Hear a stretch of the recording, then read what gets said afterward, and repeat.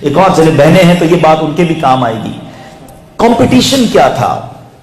صحابہ کرام کا مقابلہ کیا تھا؟ نیکیوں میں میں آگے بڑھ جاؤں. ہمارا مقابلہ کیا ہے؟ اس کا گھر کیسا ہے، میرا گھر ویسا نہیں ہے. فیملی لے کے کسی کے گھر جاؤ، واپس آئے تو اپنے گھر میں جھگڑا شروع. دیکھا کیسا فرنیچر تھا اس کا، اب تم نے تو کبھی بنا کے ہی نہیں دیا. دیکھا اس نے کیسے کپڑے پہنے تھے، اس کے بچے کی شادی میں گئے کتنی ڈشز تھی، ہم نے اس سے اچھا کھانا بنانا ہے، تم تو مجھے دلا کے نہیں دیتے، وہ تو بڑے برانڈڈ کپڑے پہنتی ہیں.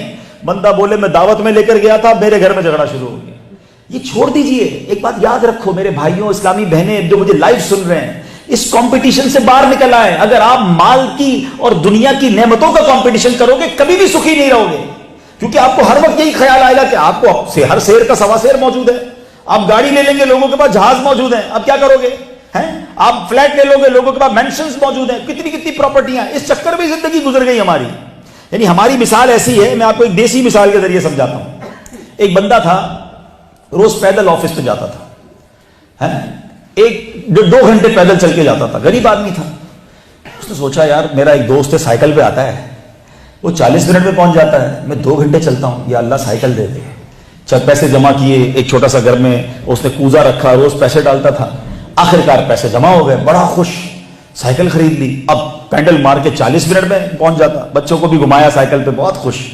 8-10 دن ہوئے تو کسی سگنل پہ سائیکل روکی تو برابر میں ایک اسکوٹر آ کے رک گئی، موٹر سائیکل. کہا یار سواری تو یہ ہے، میری کھٹالا 40 منٹ تک پیر ہلاتا ہوں تب جا کے پہنچتا ہوں، یہ صرف گیئر لگاتے ہیں 10 منٹ میں پہنچ جاؤں گا، 15 منٹ میں پہنچ جاؤں گا. اپنی سائیکل جو دعاؤں سے ملی تھی اب وہ سائیکل بری لگنے لگی، اور موٹر سائیکل کی تمنا. جناب تھوڑا قرضہ لیا، تھوڑے پیسے جمع کیے، بیوی کو کہا تھوڑا زیور بیچو، موٹر سائیکل لے لی. او ہو جناب اب تو مٹھائی کھلائی رشتے داروں کو کہ میں تو موٹر سائیکل والا ہو گیا. تھوڑے دنوں تک تو موٹر سائیکل پہ بچوں کو بھی گھماتا رہا، خود بھی جاتا رہا. کچھ دنوں کے بعد سگنل پر رکا تو ایک گاڑی آ کے برابر میں رکی، چھوٹی والی، ہماری پاکستان میں الٹو ہوتی ہے نا، پتہ نہیں یہاں کوئی اس طرح کا کوئی نام ہوگا.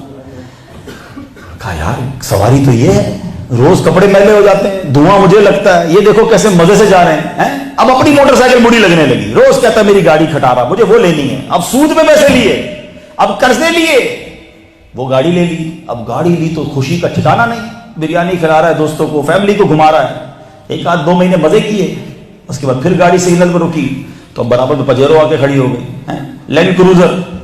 یار یہ کیسی میری گاڑی میں گیئر ہاتھ سے لگاتا ہوں، یہ تو آٹومیٹک گیئر لگتے ہیں. اب پھر اپنی گاڑی کھٹارا لگنے لگی. بات سمجھ رہی میری؟ یہ میں آپ کو ایک مثال کے ذریعے سمجھا رہا ہوں. ہمارا پرابلم یہی ہے کہ ہم دوسروں کی نعمتوں کو دیکھ کر اپنی نعمتوں کو بیکار سمجھنے لگتے ہیں. ہمیں بہت دیا ہے رب نے، ہم اس کو انجوائے کب کریں گے، ہم شکر کب ادا کریں گے. یہ بات ہم نے سمجھنی ہے میرے پیارے اسلامی بھائیوں، اور پردے میں رہ کر سننے والی میری بہنوں نے، کہ ہمیں اس بات کو لے کر چلنا ہے کہ ہمیں ہر حال میں اللہ کا شکر ادا کرنا ہے. اللہ نے مجھے اور آپ کو جتنا دیا ہے نا، میں صحیح بتاؤں اس وقت جتنے ہال میں اسلامی بھائی موجود ہیں، پلیز ذرا اس کو بند کر دیجیے، اس کو کچھ بھی نہ کریں، اس کو بند کر دیں. جتنے اسلامی اس وقت ہال میں موجود ہیں نا، میں آپ سب کو ایک دعویٰ کرنے جا رہا ہوں کہ جیسی لائف آپ اور میں گزار رہے نا، ایسی لائف گزارنے کے لیے لاکھوں کروڑ لوگ خواب دیکھ رہے ہیں.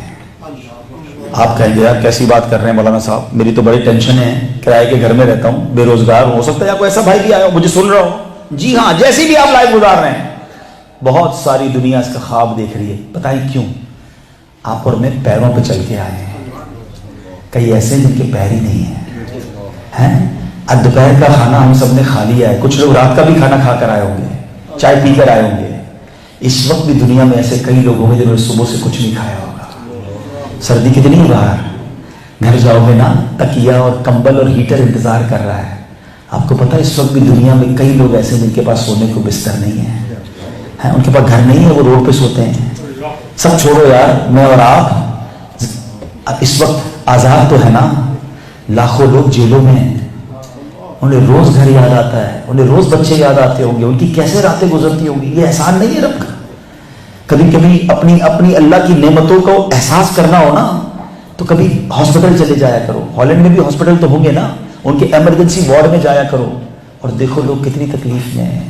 ڈائلسس کے مریض کو دیکھا ہے، پانی نہیں پی سکتا، زیادہ پانی منع ہوتا ہے اس کو. ہمارے رشتہ دار تھے، ان کا ڈائلسس ہوتا تھا، میں جب پانی پیتا تھا مجھے کہتا ہے مجھے پانی پینے کی بھی حسرت ہے. پورے دن میں مجھے ڈاکٹر نے کہا وہ چھوٹی پانی کی جو بوٹل ہے نا، 24 گھنٹے میں اس سے زیادہ پانی نہیں پینا.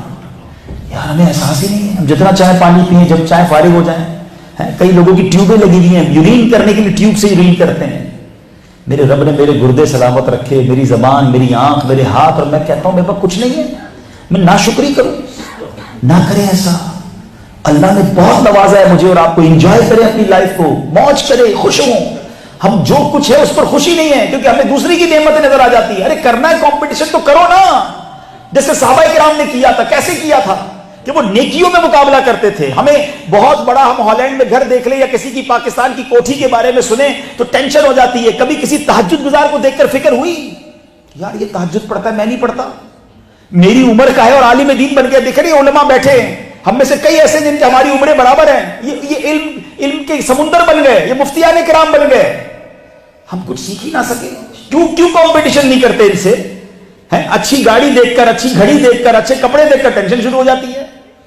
نہ کرے میری بہنیں بھی اور میرے بھائی بھی. خدا را مقابلہ کرنا ہے, آؤ نیکیوں میں کرتے. میں آپ کو ایک اور واقعہ